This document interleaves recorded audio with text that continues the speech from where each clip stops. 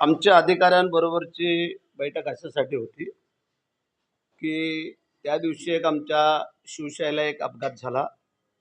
त्यानंतर काल बेस्टचा एक अपघात झाला. तर त्या संदर्भामध्ये थोडं आम्ही लोकांनी सगळी विचारविनिमय केले की आपल्याला अपघात टाळण्यासाठी काय करावं लागेल, काय उपाययोजना कराव्या लागतील. आणि त्यासाठी खरं म्हणजे आजची आमची मीटिंग होती. कधी-कधी अडचणी आम्हाला अशा वाटतात की ड्रायव्हरची काही चूक आहे का? आमच्या गाड्यांमध्ये काय यांत्रिक बिघाड आहे का? किंवा अन्य काही गोष्टी आहेत. ह्या जर काय असतील त्या आमच्यासारख्या तर आमचे एम-डी आहेत, आम्ही आहोत, आमचे जी-एम लोक आहेत. आम्ही सगळ्यांनी मिळून याच्यावरती ठोस उपाययोजना करून की जे अपघात होत आहेत त्याची अपघाताची संख्या जास्तीत जास्त कशी कमी होईल, हा एक आमचा पहिला हेतू आहे. आणि अपघातामध्ये मृत्युमुखी लोक जास्तीत जास्त पडू नये, हा आमचा खरं म्हणजे दुसरा हेतू आहे. मग ह्याच्यामध्ये कोण कारणीभूत आहे, काय आहे, हे पण तपासणं गरजेचं आहे आणि ते आमचं कर्तव्य आहे. त्यासाठी आज खरं म्हणजे आमची मीटिंग होती. आम्ही ड्रायव्हरला दोष देतो अशातलाही भाग नाही किंवा गाड्या नाही देतो अशातलाही भाग नाही. ही दोघांची जबाबदारी आहे. ड्रायव्हरची पहिली बाब तो परिपूर्ण शिक्षण घेऊन त्यांनी त्याच्यामध्ये येणं गरजेचं आहे. त्यानंतर म्हणजे ट्रेनिंग, त्यानंतर नशापानी न करणं हा सगळ्यात महत्त्वाची बाब आहे. आणि मग गाडीमध्ये काही जरी यांत्रिक बिघाड असेल किंवा काय, ती गाडी त्यांनी घेऊन न जाणं हा एक त्यातला पार्ट बनतो. आमची जी जबाबदारी आहे की चांगल्या प्रतीची वाहनं पुरवणं, त्यांना मेंटेनन्स व्यवस्थित असणं, त्याला जे काय लागणाऱ्या साहित्य वस्तू, ह्या अशा ज्या काही गोष्टी आहेत त्या आमची जबाबदारी आहे. कारण त्या जर आम्ही पुरवठा नाही केल्या तर ते तरी काय करतील हे आम्ही समजू शकतो. आणि म्हणून आजची मीटिंग घेऊन ज्या ज्या काही त्रुटी किंवा काय ज्या अडचणी भासत आहेत त्या आम्ही आमच्या मीटिंगचं गोषवारा घेऊन आम्ही शासनालाही ते सगळं कळवतो आहे. कारण शेवटी काही मोठं बर्डर असलं काय तर ते शासनाकडनंच आम्ही ते परिपूर्ण करून घेत असतो. आणि त्या अनुषंगाने आजची आमची बैठक आता संपन्न झाली आणि आता तुम्हाला आम्ही सामोरे जातोय. विचार एसटी महामंडळाच्या ताफ्यातल्या अनेक एसटी बसेस आहेत त्यांची हालत अतिशय असुरक्षित आहे. ते कधी कोणत्या अपघातात म्हणजे खूप मोठी बिकट अवस्था आहे. त्या बदलण्याबरोबर काय आहे? 100% तुमच्या मताशी आम्ही सहमत आहोत. आणि म्हणूनच आज एम-डी आम्ही आणि आमचे जी-एम आम्ही त्यासाठीच बसून आजच्या ह्या सगळ्या मिटिंगचा गोषवारा आम्ही आमचे मुख्यमंत्री, दोन्ही उपमुख्यमंत्री आणि नंतर जेव्हा मंत्रिमंडळाची विस्तार होईल, स्थापना होईल, त्यावेळेला जे काय कोणाला खाता येईल परिवहनचं काय, ते आम्ही सगळे डिस्कस करून ह्या गोष्टी मी त्याच्या निदर्शनास आणतो. कारण एका एस टीमध्ये 50 सीट तर असतातच, परंतु कधी-कधी आम्ही स्टँडिंग पण सीट घेऊन जात असतो. आणि त्यामुळे एका गाडीमध्ये 70 लोकं आम्ही कधी-कधी घेऊन जातो. त्यामुळे ती आम्हाला पण ती काळजी असणं गरजेचं आहे.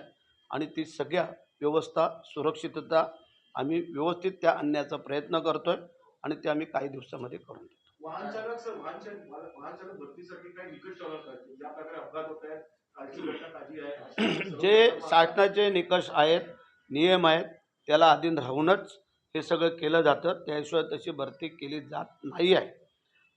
ते केल्यानंतर तो जो कोण चालक, वाहक जे का असतात त्यांची जबाबदारी असते की बाबा आपण एवढ्या लोकांना घेऊन चाललेलो आहोत तर त्यांची सुरक्षितता आपल्या हातामध्ये आहे. म्हणजे त्यांनी कशी गाडी चालवायला पाहिजे, त्याला किती स्पीड ठेवायला पाहिजे, चारी बाजूला त्या ड्रायव्हरची नजर असणं गरजेचं आहे. नशापान अजिबात करता कामा नये.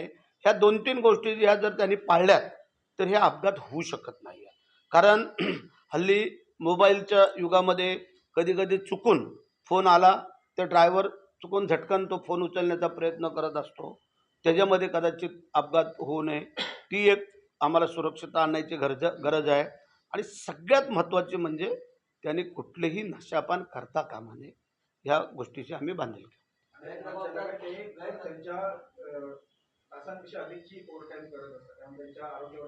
ती जबाबदारी आमची आहे. कारण शेवटी ते पण माणसंच आहेत. आम्हालाही कल्पना आहे की एका ड्रायव्हरनी दिवसभरामध्ये किती तास गाडी चालवलं पाहिजे. ग्रामीण भागामध्ये आम्ही ह्या काही गोष्टी समजू शकतो की एस टी डेपोमधनं निघायला 25-30 किलोमीटरच्या अंतरावरती गेला, गाडी तिथं रात्रीची थांबवली, झोपला, सकाळी गाडी घेऊन आला.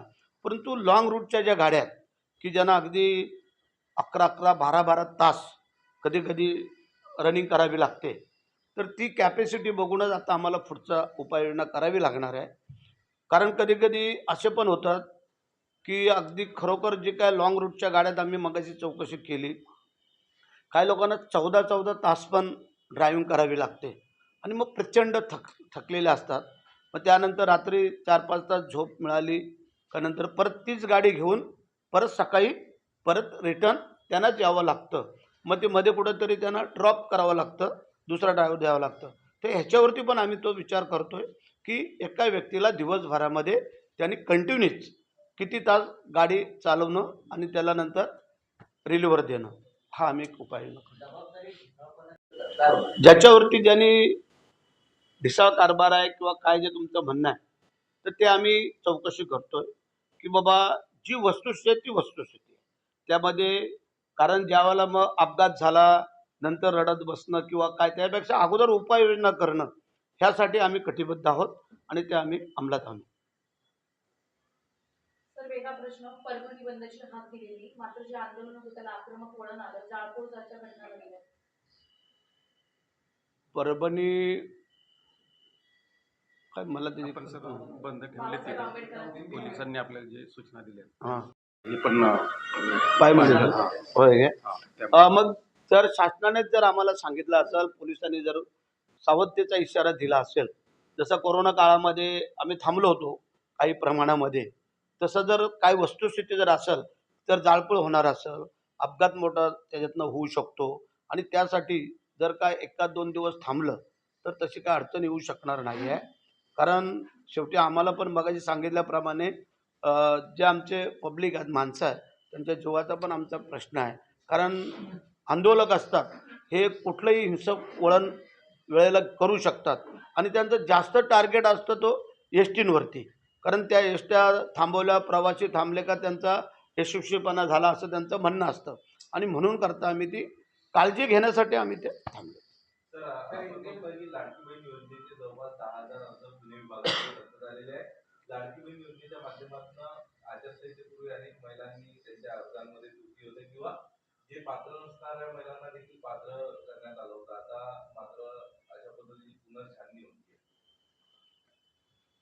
पूर्ण कल्पना नाही, परंतु तो जो विषय आहे तो आता बघूया, ह्या हिवाळी अधिवेशनामध्ये तो आम्ही चर्चेला येईल. तशा काही त्रुटी असल्या तर त्रुटी पण पूर्ण करणं गरजेचं आहे आणि जर काय चुकीचं असेल तर ते बरोबर करून घेणं काय चूक आहे त्याच्यामध्ये आणि त्यामध्ये कोणावरती अन्याय होणार नाही. हे शासनाचं धोरण आहे. उलटं आम्ही ज्याचे फॉर्म अजून भरले गेले नाहीत त्यांना आम्ही मुदतवाढ देत गेलो की तुम्ही ते भरा. काही आधार कार्ड लिंक आहे नाही, कोणाचा नंबर, ह्या ज्या काही त्रुटी आहेत त्या सुधारण्यासाठी, बाकी काय नाही. जे भरलेले आहेत त्या रद्द केलेत. मध्ये पण कोणाची चर्चा आली, तसंही काय नाही आहे. काल आमच्या महिला बालविकासच्या मंत्री त्यांनी तो खुलासा पण केला परवाच्याला 2 दिवसापूर्वी. हा माजी मंत्री त्यांनी तो खुलासा केला, त्यामुळे तसं काय मला वाटत नाही. सर, एकंदरीत सर्वांचं लक्ष लागलेलं आहे मंत्रिमंडळ विस्ताराकडे. आज एकतेमध्ये दिल्लीवाली कॅन्सल झालेली आहे. कुठे पैसा अडकलाय आणि कधी पण तो मंत्रिमंडळ काल बावनकुळे आणि एकनाथ शिंदे यांची देखील चर्चा झाली पाहिजे. कधी पण होईल सर?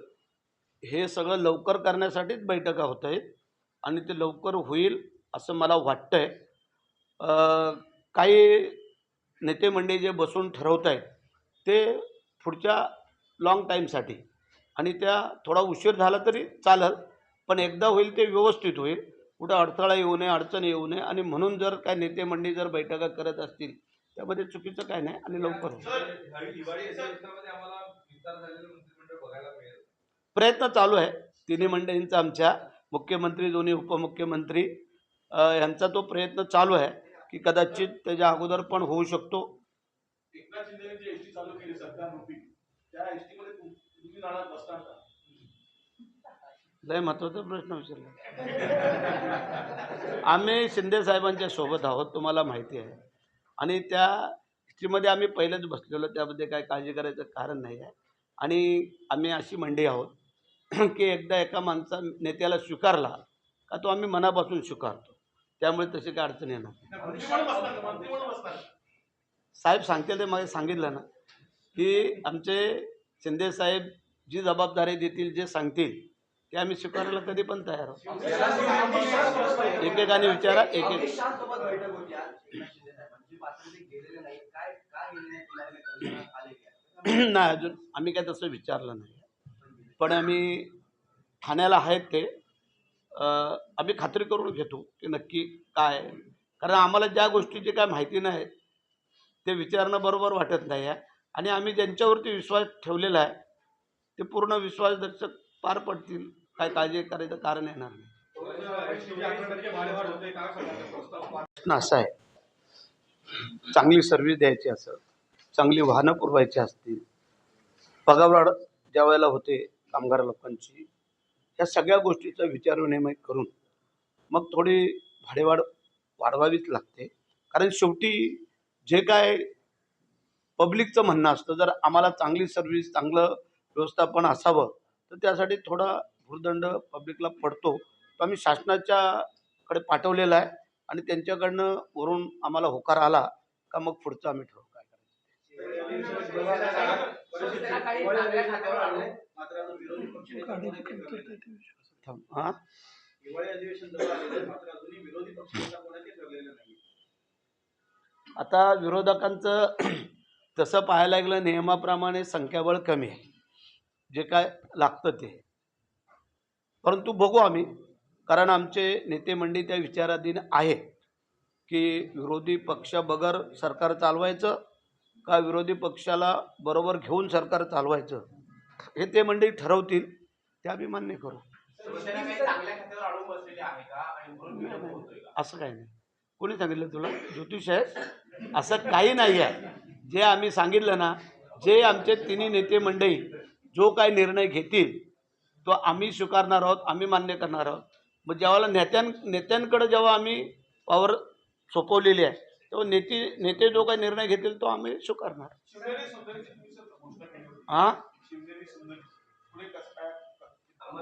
तो आम्ही जो विचार प्रस्ताव ठेवलेला होता आम्ही त्याला मान्यता दिलेली आहे. आमच्या ज्यावेळेला चांगले वाहनं येणार आहेत त्यावेळेला आम्ही ते सगळं करतो आहे. कारण आम्ही इलेक्ट्रिकलची जी काय वाहनं, अशोक लॅलँडच्या नवीन गाड्या, पिंक कलरच्या, अशा ज्या काय वेगवेगळ्या प्रकारच्या ज्या चांगल्या वाहनं आल्यानंतर आम्ही तो त्याच्यामध्ये हे करतो आहे.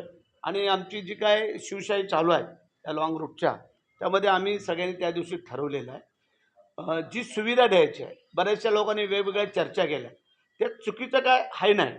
कारण वयोवृद्ध मंडळी असतात, छोटी मुलं असतात, महिला असतात आणि त्या लोकांना देण्यासाठी सेवा, बाबा त्यांना छोट्या पाण्याच्या बाटल्या असतील, लहान मुलांना काय चॉकलेट असेल, बिस्किट असेल, जेव्हा काय अन्य काय तेवढं एवढा का 4 तास, 5 तास, 7 तास, 8 तास जे काय प्रवास आहे त्या प्रवासामध्ये थोडं काही त्यांना सोयीसुविधा व्हावी, हा त्याच्या पाठीमागचा हेतू आहे. हवाई सुंदरी आणि बस सुंदरी ह्यातला जो काय फरक आहे हा थोडा लोकांनी लक्षात घ्यावा अशी आमची विनंती. जो हमारे जो 2 एक्सीडेंट हुए वो एक्सीडेंट दोबारा होना नहीं चाहिए, बार बार होना नहीं चाहिए. इसलिए हम लोग बैठ के आज बात किए अपने इसमें क्या रास्ता निकालेंगे. अपघात जब होता है तो 10 लोग, 15 लोग, 5 लोग ऐसे गुजर जाते हैं उसमें एक्सीडेंट में. तो उस पर रोक लगाने के लिए हम लोग क्या करना चाहिए, इसलिए हम लोग का आज मीटिंग था. सर, अगर देखा जाए तो जिस तरीके से आपकी तरफ से प्राइस इंक्रीज का एक कहा एक लेटर दिया गया है, क्या इस पर प्राइस इंक्रीज क्यों किए हैं आपने, इस पर जो टिकट फेयर है उस पर, इसके बारे में? अभी जो बताया, जब अगर पब्लिक को अच्छी सर्विस चाहिए, अच्छी गाड़ी चाहिए, जो ड्राइवर है, कंडक्टर है, उन लोगों को लिए पगार बढ़ोतरी करना मांगता है, तो इसलिए थोड़ा एक करना था. फिर उसका मेंटेनेंस आता है, सर्विस आता है, ये सब आता है. तो वो पैसा कहाँ से लाएंगे. वो अच्छा अगर सर्विस हम लोग दे रहे हैं तो फिर थोड़ा पैसा ऊपर नीचे करना ही चाहिए. ये हिसाब से गवर्नमेंट के पास हम लोग ने भेजा है. गवर्नमेंट हमको जो कहेंगे तब हम लोग शुरू करेंगे। सर, अगर देखा जाए तो ड्राइवर का जो ओवर टाइम रहता है उस पर कहीं ना कहीं सबसे बड़ा मुद्दा बनते रहता है कि वो जब ट्रैवल करते हैं तो उन्हें नींद नहीं है प्रॉपर, वो एक रहता है सबसे वो बड़ा। हम लोग ने अभी आपको कह दिया है, वो हम लोग तहकीकात उसका करते हैं, उसमें क्या करना चाहिए। अगर 12 तास 14 तास 15 घंटे अगर एक ड्राइविंग करते तो वो भी आदमी है, तो उसके ऊपर हम लोग रास्ता निकालते हैं कि वो फ्रेश माइंड से गाड़ी चलाना चाहिए और फ्रेश माइंड से वापस गाड़ी लाना चाहिए। तो उसमें से बहुत से अपघात हो नहीं सकते। और बाकी जो उन लोगों ने है, साइड में देखना, सामने देखना, आजू बाजू में देखना, ये जो है वो उनकी भी जवाबदारी है। तो उसका ये जो ट्रेनिंग में जो कोई हम लोग पढ़ाई करते हैं वो उन्होंने अच्छी खासी करना चाहिए, और उनको जो जो कोई सहूलत लगेगी उसका हम लोग बंदोबस्त करें। सर, मंत्रिमंडल को लेकर अभी भी पेच फंसा हुआ है, तो कब हो जाएगा मंत्रिमंडल विस्तार, क्या हमें देखने मिलेगा? जो सत्र होने वाला है नागपुर में उससे पहले ही मंत्रिमंडल विस्तार हो जाएगा? शायद कोशिश तो चालू है, नागपुर सेशन के पहला ये होना चाहिए, और उसके बारे में मीटिंगें चालू है। शायद हो सकते हैं तो 14 तारीख को भी हो सकता है, न तो सेशन ख़त्म होने के बाद भी हो सकता है। लेकिन वो हम लोग ने, हमारे नेतागण हैं उनके ऊपर ये सब सौंप दिया है, तो वो लोग रास्ता निकालेंगे और हमको कह देंगे अब 14 को है, 15 को है या बाद में, तो हम लोग स्वीकार कर लेंगे। सर, अगर देखा जाए तो एकनाथ शिंदे भी क्या दिल्ली जा सकते हैं और वहाँ अमित शाह जी के साथ मीटिंग कर सकते हैं, क्योंकि आज मुख्यमंत्री देवेंद्र फडणवीस जो है वो दिल्ली के रवाना हो गए। मुख्यमंत्री साहब क्या काम के लिए गए वो मुझे पता तो नहीं है, लेकिन अगर वो गए होंगे तो कोई महाराष्ट्र का हित होगा या कोई काम होगा इसलिए गए होंगे, उसमें हो सकता है तो ये चर्चा भी कर सकते हैं और वो बता सकते हैं हमारे दोनों डिप्टी सीएम को कि वो अपने को 1 तारीख को करना है, हम लोग की तैयारी है। सर, क्या इस बार आपको ही मंत्रिमंडल में जरूरत है? इच्छा तो है, साहब जो जवाबदारी देगा वो लेगा हम लोग। सर, ओलेक्ट्राच्या आपण 5130 ई गाड्या घेत आहोत. डिसेंबर 1 आवश्यक होतं, पण आता फक्त त्यांचे 423 गाड्या आहेत. उर्वरित गाड्या कधीपर्यंत येणार? आपण काय कारवाई? आम्ही त्यांना एकतर आता साहेबांशी आमची सगळ्यांची चर्चा झाली, आम्ही त्यांना कारणं दाखवा नोटीस देऊन, एक तर त्यांनी त्या वेळेत न दिल्यामुळे त्याची कंपनी टर्मिनेट करायची का काय करायचं, का त्याला एक संधी द्यायची, ते आम्ही बोर्ड मीटिंगमध्ये चर्चा करतोय आणि त्याच्यामध्ये त्याच्यावर निर्णय करतोय। कारण त्याच्या चुकीमुळे जर आम्हाला गाड्या वेळेवर येणार नसतील आणि आमच्या जुन्याच गाड्या चालवून आम्ही जर पॅसेंजरची जर काय त्यांच्या जीवाचा जर खेळ करत असू तर त्याला जबाबदार तो पण आहे। त्यांनी जर त्याचं टेंडर स्वीकारलं असेल तर त्या टेंडरची त्यांनी पूर्तता करावी, अन्यथा त्यांनी जय महाराष्ट्र करावा, आम्ही दुसऱ्या कंपनीला देऊ ते। सर, परभणी में भी अगर देखा जाए तो जिस तरह की हिंसा का माहौल हमें देखने मिल रहा है, तो आप इसे किस तरीके से परभणी की बात? वो बात थोड़ा सा अलग है, और उसके लिए जो पुलिस ने हम लोग को बताया कि आप लोग ज़रा 1-2 दिन थोड़ा रुको, इसलिए हम लोगों ने वो रुकावट कर दी है। क्या है, एसटी में या इसमें गरीब लोग ज़्यादा जाना आना करते पसंद करते हैं, तो उनका कोई उनको खतरा नहीं होना चाहिए, इसलिए हम लोग रुक गए। सर, कुर्ला अपघातानंतर कंत्राटी बसवरचे जे चालक असतात, कंत्राटी चालक, त्यांच्या प्रशिक्षणाचा प्रश्न पुन्हा एकदा समोर आला आहे। तर एसटीत देखील असे चालक मोठ्या प्रमाणात आहेत, तर आपण पुन्हा त्यांचं आम्ही प्रशिक्षण करणार आहोत? त्यासाठीच आजची मीटिंग होती की आम्ही ते सगळं तावून पाहून सुलाखून करतोय। की मगाशी मी सांगितलं, एका बस एस टीमध्ये आमच्या कधी कधी सिटिंग तर मेंबर असतातच, त्याच्यावरती स्टँडिंग पण असतात उभे राहून, तर त्याची संख्या पण बऱ्यापैकी असते। अगदी 50 लोक जर सिटिंगचे असले तर 5-25 लोक उभे पण राहून बिचारे जात असतात, आणि त्यासाठी तो ड्रायव्हर कंडक्टर हे सगळे सक्षम असणं गरजेचं आहे, आमचं वाहन चांगलं असणं गरजेचं आहे, आणि त्यासाठी खरं म्हणजे आमची मीटिंग होती। जर आम्हाला आता कालच्या अपघातामुळे आणि त्याच्या अगोदरच्या अपघातामुळे जर आम्हाला कळलं तर त्याचं जर आम्ही सुधारणा नाही केली तर आम्हाला काय उपयोग आहे याच्यामध्ये। कारण आमच्या ह्या एस टीमध्ये सगळ्यात जास्त आमचा मध्यमवर्ग गरीब वर्ग हा प्रवास करत असतो, त्यांचा पण जीव तेवढाच प्यारा आहे, आणि म्हणून करता ते अपघात टाळावेत, अपघात होऊ नये। जो बिचारा मरतो तो निघून जातो, पण त्याच्या मागची फॅमिली किंवा जो जखमी होतो, दायबंदी होतो, तो तर असा कधी कधी होतो की त्याला सांभाळायला दुसरी माणसं लागतात, ह्या सगळ्या गोष्टीचा विचार करून आम्ही आजची मीटिंग लावली होती की आम्हाला त्यावर ठोस निर्णय करायचे आहेत. पहिलं तर स्ट्रिक्टली ड्रायव्हरनी कुठली नशापानी करता कामा नये ह्याची आमची बांधिलकी राहील आणि त्यासाठी काय उपाययोजना करायच्या त्याही आम्ही करतो आहे. त्यांचं ट्रेनिंग व्यवस्थित होणं गरजेचं आहे. त्यांना त्याप्रमाणे आम्ही व्यवस्थित करून मगच त्याला त्या ड्युटीवरती घेऊ आणि जे कॉन्ट्रॅक्ट बेस होतील त्यांची पण जबाबदारी आहे. त्यांनी पण ड्रायव्हर देताना किंवा काय करताना ते त्या पद्धतीचंच असणं गरजेचं आहे. ही आमची बांधिलकी. जय हिंद, जय महाराष्ट्र, वंदे मातरम. चलो.